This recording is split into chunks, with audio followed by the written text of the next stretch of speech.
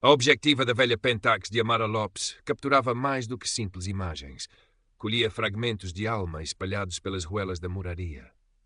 Aos 23 anos, com a pele escura retinta a brilhar sob o sol de Lisboa e o cabelo natural, um halo volumoso que desafiava a gravidade e as expectativas, Amara via o mundo através de uma lente de empatia crua. As suas fotografias, quase sempre a preto e branco, não procuravam o pitoresco fácil do bairro histórico, mas a dignidade resiliente dos seus habitantes, as texturas do tempo nas paredes, a melancolia sorrateira num olhar perdido. Sonhava com a sua primeira exposição individual, Fragmentos da Moraria, agendada para dali a 2 semanas numa pequena galeria comunitária, um espaço gerido com mais paixão do que fundos, mas que para Amara representava o mundo. Era ali, entre o cheiro a café torrado da vizinha Dona Lourdes e o fado vadio que escapava das tabernas ao anoitecer, que a sua arte encontrava o seu eco. No extremo oposto da cidade, na opulência climatizada da Avenida da Liberdade, Gonçalo Viana de Albuquerque, 50 e poucos anos de fatos cortados à medida e poder herdado, dispensava ordens com a mesma frieza com que assinava cheques de muitos zeros. O seu cabelo grisalho, impecavelmente penteado, e os olhos de um azul gélido supervisionavam um império construído sobre imobiliário, finanças e uma rede de influências que se estendia pelos corredores mais sombrios do poder. Para Gonçalo, Lisboa era um tabuleiro de xadrez e ele raramente perdia uma jogada. Desprezava o que não compreendia ou o que não podia controlar, e a moraria, com a efervescência caótica e multicultural, encaixava-se em ambas as categorias. Aquela gente, murmurara ele uma vez a um associado, indicando com um gesto vago na direção da colina do castelo, precisa de ordem, de uma mão firme. Não entende o progresso. O convite para a inauguração da nova ala da Galeria Belvedere no Chiado chegará a Amara por um acaso feliz. Um passe extra conseguido por um professor universitário que admirava o seu trabalho ainda embrionário. Era uma oportunidade, disse-lhe Beatriz e Acosta, a sua melhor amiga, estudante de Sociologia e ativista de causas várias, com uma energia que contrastava com a natureza mais contemplativa de Amara. Tens de ir, Amara. Mostrar a tua cara, ver e ser vista. Quem sabe? E Amara fora. Sentia-se um peixe fora de água no meio do brilho dos talheres de prata, dos vestidos de marca e das conversas sussurradas sobre cotações de arte e escapadelas de fim de semana para comporta. A sua roupa simples, mas com um toque artístico, um vestido de algodão estampado africano que a sua mãe lhe trouxera, um lenço colorido a prender parte do seu cabelo exuberante, parecia gritar a sua diferença. Mas a Pentax ao pescoço era a sua armadura. O seu passaporte. Tentava capturar discretamente a atmosfera, os rostos, os jogos de luz e sombra naquele aquário de privilégio. Foi então que aconteceu. Ao recuar para enquadrar uma escultura moderna, Amara esbarrou em algo ou alguém. Um copo de vinho tinto voou e uma mancha escura floresceu na camisa imaculadamente branca de Gonçalo Viana de Albuquerque. O silêncio caiu como uma guilhotina. Gonçalo olhou para a nódoa, depois para Amara, e o seu rosto, já habitualmente severo, contorceu-se numa máscara de fúria gelada. Está a olhar para onde? Sua. A palavra seguinte pareceu entalar-se na sua garganta, mas o desprezo nos seus olhos era eloquente. Uma miúda da moraria, obviamente. O que é que uma pessoa como você faz aqui? Veio roubar os canapés ou a carteira de alguém? A sua voz, embora não excessivamente alta, cortou o ar, carregada de um veneno que fez Amara recuar um passo, o rosto a arder.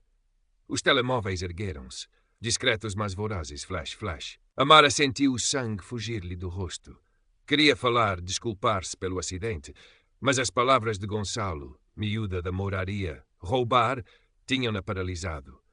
Ele não estava apenas zangado com o vinho, estava ultrajado pela sua simples presença. Antes que pudesse articular uma defesa, Gonçalo já se virara de costas, dispensando-a com um gesto de enfado a um empregado que se apressara com um guardanapo, como se Amara fosse menos que o pó que se limpa de um sapato caro. O vídeo, editado de forma a mostrar apenas o ataque de Amara e a justa indignação de Gonçalo, tornou-se viral em certos círculos online no dia seguinte. Os comentários eram uma torrente de racismo e classismo mal disfarçados. Preta atrevida, devia estar a limpar o chão, não a frequentar galerias. Esta gente não tem modos. A narrativa dominante, habilmente semeada por Gonçalo ou pelos seus assessores, pintava como uma intrusa, desajeitada e agressiva. 2 dias depois, a pequena galeria da moraria ligou. O Sr. Aníbal, o dono, um homem idoso e habitualmente gentil, gaguejou ao telefone.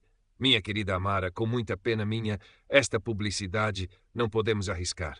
Compreende, não é? Amara compreendia. Compreendia que o peso do nome Albuquerque esmagava qualquer réstia de verdade, qualquer veleidade de uma jovem fotógrafa de um bairro problemático. A exposição, o seu sonho modesto, fora cancelada. Sentou-se no pequeno banco do seu estúdio improvisado, um quarto nos fundos do apartamento da mãe, e chorou. Lágrimas de raiva, de humilhação, de uma impotência que lhe roía a alma. "Não podes deixar isto assim, Amara!" exclamou Bea, entrando no quarto como um furacão de indignação justa quando soube do cancelamento. Bea, com o seu cabelo pintado de azul elétrico e uma coleção de pins ativistas na mochila, era a antítese da resignação. "Ele não pode fazer isto. Temos de denunciar, contar a tua versão." Juntas, tentaram. Enviaram e-mails para jornais, para blogs, para associações antirracistas. A maioria não respondeu. Alguns devolveram respostas vagas, protocolares promessas de analisar o caso que soavam a becos sem saída. O poder de Gonçalo Viana de Albuquerque era uma muralha invisível, mas palpável. Quem se atreveria a desafiá-lo por causa de uma miúda da moraria? Amara estava à beira de desistir, de se afogar na amargura. Talvez Gonçalo tivesse razão. Talvez ela não pertencesse àqueles espaços. Talvez a sua arte, a sua voz, fossem insignificantes. Foi então que Bea lhe mostrou um artigo num pequeno portal de notícias online, o Contracorrente Lisboa, conhecido pela sua independência feroz e pelas suas investigações sobre os intocáveis da cidade. O artigo, assinado por um tal Vasco Neves, dissecava com precisão cirúrgica um caso de especulação imobiliária que envolvia um político local. "Este tipo não tem medo", disse Bea, os olhos a brilhar. "Tenta falar com ele." Com o coração a bater descompassado, Amara escreveu um e-mail longo e sentido a Vasco Neves. Anexou as suas fotografias da mouraria, o vídeo do incidente na galeria, a versão completa, que Bea conseguira encontrar num canto esquecido da internet, e um pedido simples. "Por favor, ouça-me." Para sua surpresa, Vasco respondeu no dia seguinte, marcando o encontro num café discreto perto da Sé. Era um homem de meia-idade, com ar cansado, olheiras profundas e um brilho cínico, mas inteligente no olhar. Ouviu Amara em silêncio, folheando as suas fotografias, enquanto ela, com a voz inicialmente trêmula, mas ganhando firmeza, relatava o incidente e as suas consequências. "Já vi muitas histórias como a tua, miúda", disse Vasco, quando ela terminou. "Gente poderosa que esmaga quem se atravessa no caminho. O que te faz pensar que a tua é diferente?" Amara engoliu em seco. "Porque eu tenho isto", disse ela, apontando para a sua velha Pentax. "E porque a verdade tem de importar, não tem?" Havia uma vulnerabilidade na sua pergunta, mas também uma teimosia que pareceu despertar algo em Vasco. Ele olhou novamente para as fotografias dela, não as do incidente, mas as da mouraria. Havia uma honestidade ali, uma profundidade que ia para além da técnica. "Tens talento", admitiu ele, quase a contragosto. "E este Albuquerque, já ouvi outros rumores sobre ele. Arrogância, negócios obscuros. Nunca nada que se conseguisse provar." Ele tamborilou os dedos na mesa. "Deixa-me ver o que posso fazer, mas não te prometo nada." A pequena chama de esperança que se acendera em Amara vacilou, mas não se apagou. Se Vasco não ajudasse, mais ninguém o faria.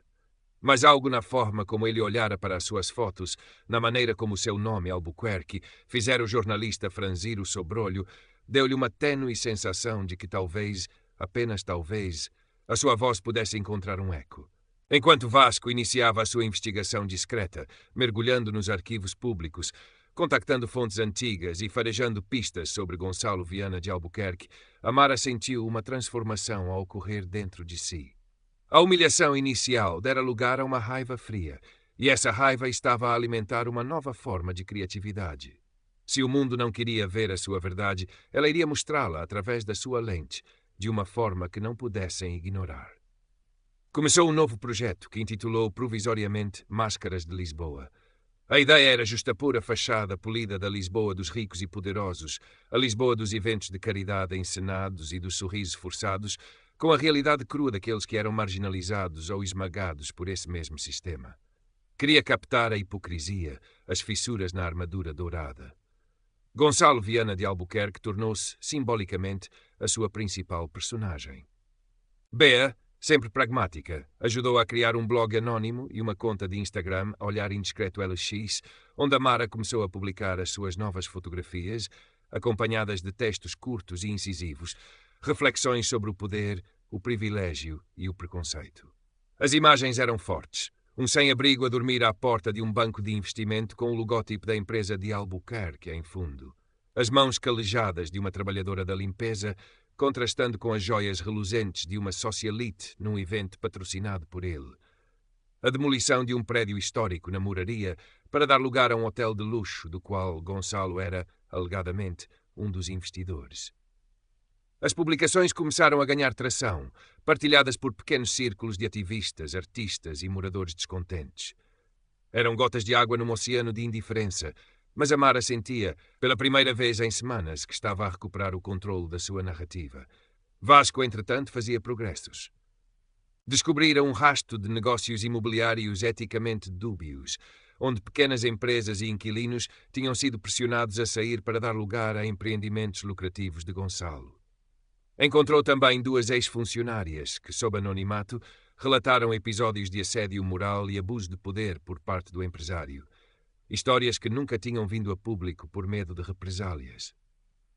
Um dia, Amara recebeu um telefonema de um número desconhecido. Uma voz masculina, suave, mas com um tom ameaçador, disse apenas: "Há fotografias que é melhor não tirar, menina, e há pessoas com quem não se deve meter. Lisboa é pequena." A chamada caiu. O sangue de Amara gelou, mas a ameaça velada apenas solidificou a sua resolução. Partilhou o incidente com Vasco, que lhe disse para ter cuidado, mas também que aquilo era um sinal de que estavam a tocar num ponto sensível. Gonçalo Viana de Albuquerque não era estúpido. Percebera que a miúda da Moraria não se tinha encolhido como ele esperava. Notara as publicações do Olhar Indiscreto LX, embora não pudesse provar legalmente a ligação à Amara. E sabia que Vasco Neves era um cão de fila persistente. Começou a mover as suas influências. Um dos principais anunciantes do Contracorrente Lisboa ameaçou retirar o seu patrocínio. O advogado de Gonçalo enviou uma carta à redação, ameaçando com um processo por difamação se alguma insinuação infundada fosse publicada. A tensão era palpável. Amara dormia mal, sobressaltando-se com cada ruído, mas continuava a fotografar, a escrever, a alimentar a sua pequena plataforma de resistência. As suas imagens tornavam-se mais ousadas, a sua crítica mais afiada. Vasco, por sua vez, estava a montar o puzzle.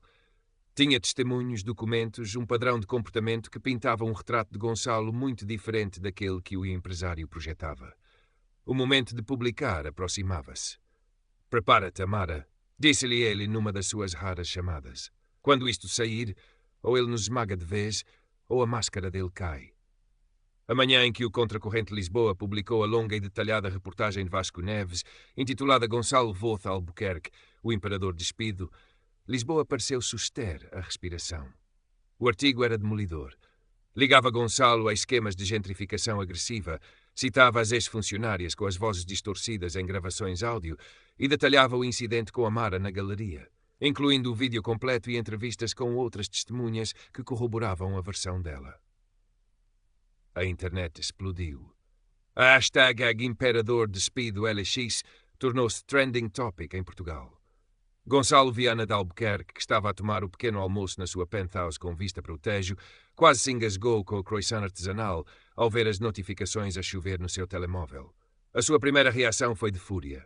Ligou ao seu advogado, gritando ordens para processar tudo e todos. Mas à medida que lia os comentários, as partilhas e via outros meios de comunicação social a pegar na história do Contracorrente, uma sensação fria de pânico começou a instalar-se. No mesmo dia, Amara e Bea, com um grupo crescente de apoiantes, artistas, ativistas, moradores da Moraria e de outros bairros afetados pelas negociatas de Gonçalo, tinham preparado a sua própria ofensiva. Era a exposição de guerrilha. Ao final da tarde, enquanto o sol se punha sobre a Praça do Comércio, projetaram as fotografias mais impactantes do projeto Máscaras de Lisboa de Amara, na fachada imponente de um dos edifícios que albergava uma das principais empresas de Gonçalo. Eram imagens gigantescas. O rosto arrogante de Gonçalo justaposto ao de uma idosa despejada da sua casa na Mouraria. As suas mãos adornadas com um relógio caro, sobrepostas às mãos gretadas de um trabalhador da construção civil num dos seus empreendimentos. A fotografia do incidente na galeria, com um círculo vermelho na destacar o seu esgar de desprezo. Eram imagens gigantescas. O rosto arrogante de Gonçalo justaposto ao de uma idosa despejada da sua casa na moraria. As suas mãos adornadas com um relógio caro sobrepostas às mãos gretadas de um trabalhador da construção civil num dos seus empreendimentos. A fotografia do incidente na galeria, com um círculo vermelho amplo. Pequenos altifalantes transmitiam o áudio dos testemunhos anónimos da reportagem de Vasco. Uma multidão considerável juntou-se, atraída pela ousadia da intervenção. Jornalistas que tinham sido alertados filmavam e entrevistavam. Amara, de pé, um pouco afastada, observava a sua Pentax na mão, não para fotografar, mas como um símbolo da sua jornada. Bea estava ao seu lado, os olhos brilhantes de orgulho e emoção. E então Gonçalo Viana de Albuquerque apareceu. Tinha sido informado da provocação e, num acesso de arrogância que se sobrepôs ao seu pânico crescente, decidira confrontá-los pessoalmente. Saiu do seu Mercedes preto, seguido por 2 seguranças, e abriu caminho pela multidão até Amara. Sua insolente, sibilou ele, o rosto vermelho de raiva. Acha que pode destruir-me com estas mentiras? Com estas fotografias de sarjeta? Eu vou processá-la até não lhe restar nada. Desta vez Amara não vacilou. Olhou nos olhos, a sua voz calma mas firme, amplificada por um microfone que alguém lhe passara. Sr. Albuquerque, as minhas fotografias não mentem. Elas mostram apenas o que os seus olhos se recusam a ver ou o que o seu poder tenta esconder. Estas não são mentiras, são as verdades que o senhor tentou esmagar, a minha verdade, e a verdade de muitos outros. A multidão aplaudiu. Os flashes das câmaras disparavam. Gonçalo, pela primeira vez na sua vida, pareceu perder a compostura em público. Gaguejou, tentou argumentar, mas as suas palavras soavam ocas perante a evidência visual projetada na fachada e a dignidade tranquila de Amara. Os seus seguranças, percebendo que a situação estava a sair do controle do seu patrão, aconselharam-no discretamente a retirar-se. Ele entrou no carro, batendo a porta com força, mas o estrondo foi abafado pelos gritos de justiça e imperador despido que ecoavam na praça. Nos dias e semanas que se seguiram, o império de Gonçalo Viana de Albuquerque começou a ruir, não de forma estrondosa, mas através de uma erosão constante. A reportagem de Vasco e a intervenção de Amara desencadearam um escrutínio público sem precedentes. Outras vítimas, encorajadas pela coragem de Amara, começaram a surgir, partilhando as suas próprias histórias de abuso e prepotência. Parceiros de negócios, temendo pela sua própria reputação, distanciaram-se discretamente. Convites para eventos sociais de prestígio deixaram de chegar.